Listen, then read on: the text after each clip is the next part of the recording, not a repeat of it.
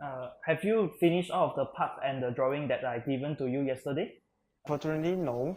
Most of the part been rejected by QA. Huh? I remember that you've been checked all of the file and the drawing before you sending out to the chem department. Later, I'm going to discuss this matter with our boss. Good luck to you.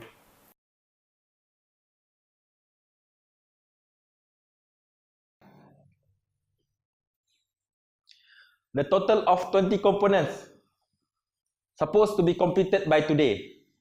What happened to this file? The assembly team needs the files now. I'm sorry.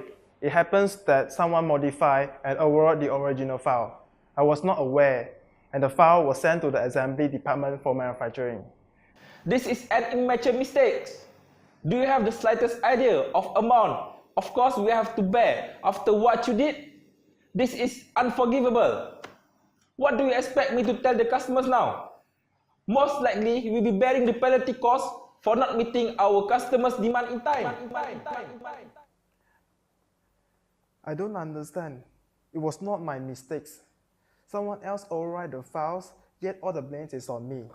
I wish there's a solution to all control these situations. Don't worry, bro. There's always a solution. All we need is to find the right one to handle this.